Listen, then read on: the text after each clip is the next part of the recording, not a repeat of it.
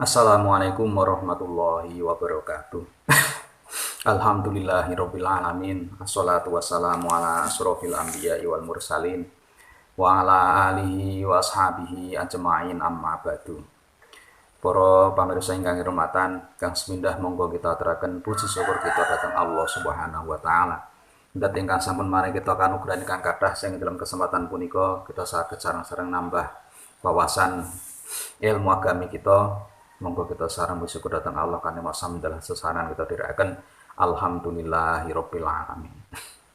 Salajengipun shalawat salam monggo sesarengan kita kunjuk aturaken dumateng junjungan kita Kanjeng Nabi Agung Muhammad sallallahu alaihi wasallam. Nabi akhir zaman ingkang kita dhereki napa kados sunnahipun kita bersyukur datang Gusti Allah kanthi shalawat datang Kanjeng Nabi sareng kita dherekaken Allahumma sholli ala sayyidina Muhammad wa ala ali sayyidina Muhammad. Para pamirsa ingkang kinurmatan, amal menungso menika menawi amal kebaikan ingkang kita lampahi insyaallah dadekake Allah niku welas dhateng awake dhewe sehingga saged dados dipun lebetaken wonten ing swarga. Dados ingkang saged kita pahami menungso niku nglakonono amal kebaikan apapun tidak akan bisa menyampaikan dia ke surga.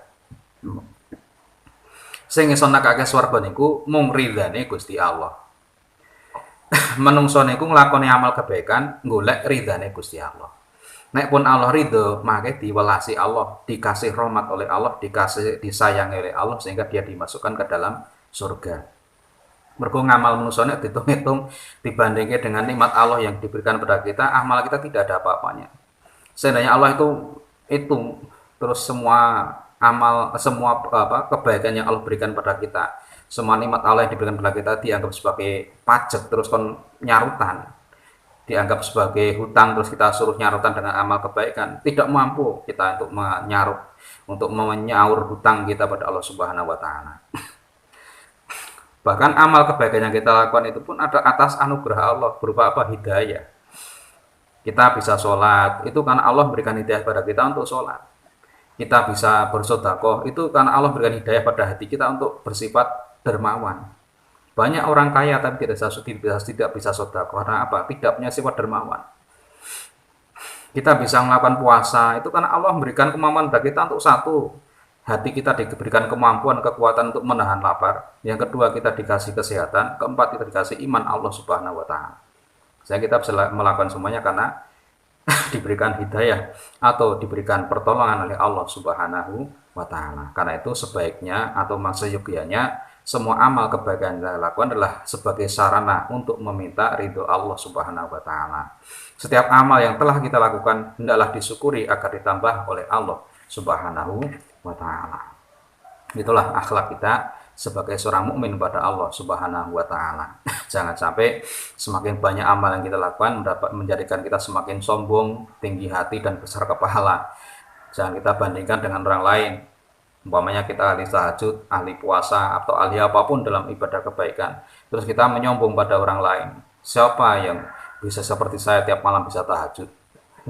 Siapa yang bisa seperti saya setiap Senin dan Kamis bisa melakukan puasa Senin Kamis? Tidak ada di sini yang bisa seperti saya. Kalau sampai terjadi seperti ini, maka yang timbul adalah kesombongan. Allah tidak akan ridho pada kita. Bahkan itu adalah sifat ujub atau bangga diri. Yang mana sifat ini sangat menghancurkan iman pada Allah Subhanahu wa taala. Karena itu amal kebaikan yang kita lakukan diniatkan untuk mencari kasih sayang dari Allah Subhanahu wa taala atau rahmat. Basa Arabe niku kasih sayang, cara basa Indonesiane basa Arabe rahmat. Itu dari rahmat Allah yang bisa mengantarkan kita ke surga. Para pamirsa ingkang kinurmatan, surga niku sangat banyak nikmat yang diberikan Allah Subhanahu wa taala pada kita. Bahkan seandainya kasih sayang Allah itu ada 100. Dalam suatu hadis disebutkan Allah itu punya 100 kasih sayang.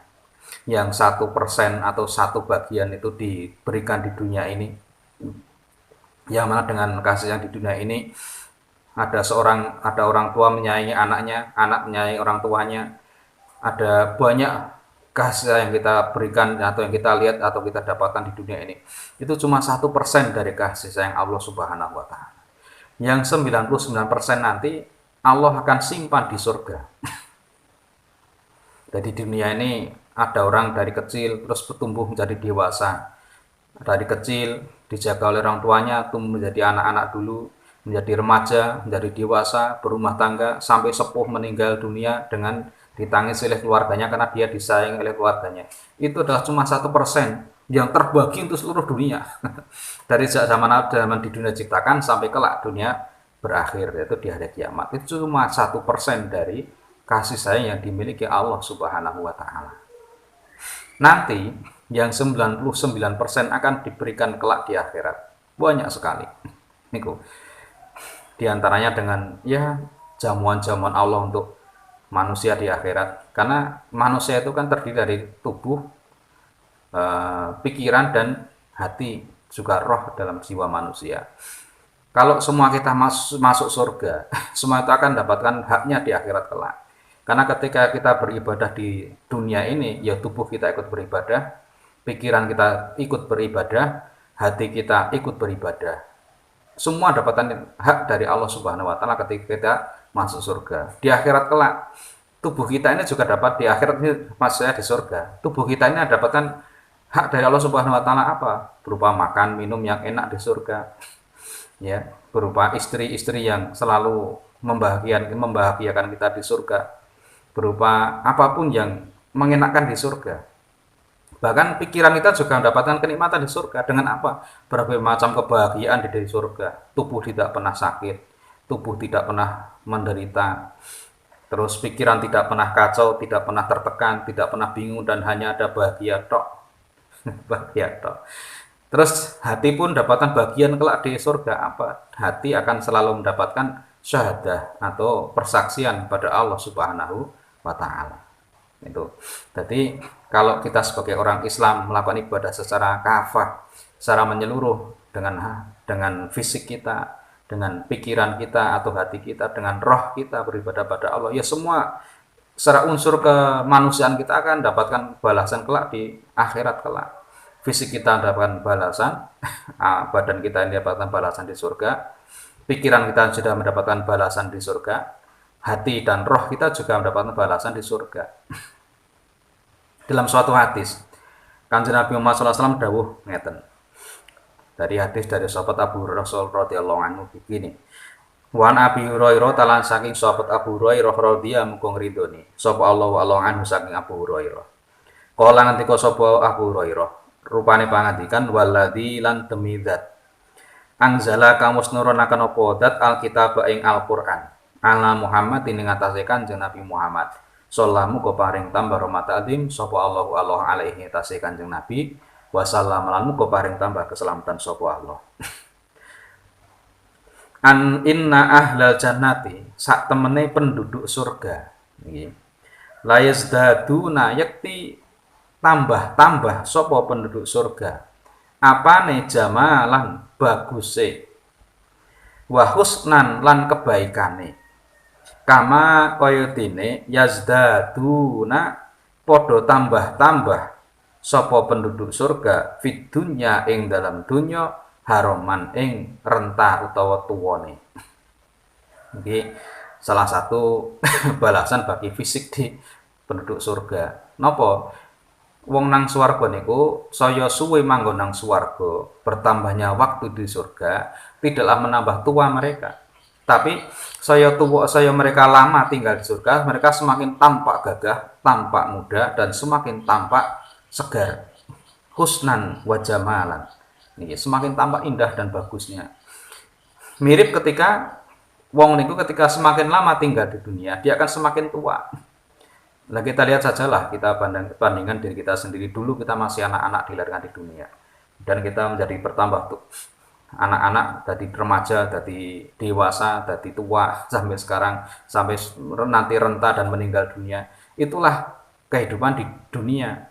Tapi kehidupan di akhirat berbeda. Jadi ketika ahli surga itu masuk ke dalam surga, itu sudah berumur rata-rata adalah berumur sekitar 40-an tahun, 30 sampai 40 tahun. Itu penduduk surga itu berumur rata-rata seperti itu. Ya, mereka masuk dalam kondisi sudah dewasa, sangat dewasa. dewasa secara pemikiran, dewasa secara fisik ketika seperti di dunia. Tapi dalam usia 30 atau 40-an tahun itu mereka tidak bertambah, jadi semakin tambah, misalnya di surga berumur tambah 1000 tahun lagi, 10.000 tahun lagi, bahkan tak terhingga tahun lagi, karena di surga tinggal selama-lamanya. Mereka tidak akan pernah bertambah tua. Mereka selalu bertambah, semakin gagah, semakin bagus, semakin apa, cara bahasanya semakin indah mereka itu di surga.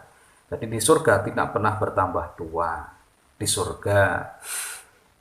surga semakin bertambah bahagia, semakin bertambah indah. Ini kehendak Allah Subhanahu wa taala. Berkebalikan dengan di dunia yang semakin bertambah usia, semakin bertambah lemah dan rapuh tubuh kita. Tetapi di surga, semakin bertambah usia tinggal di surga, maka semakin indah dan gagah mereka di surga.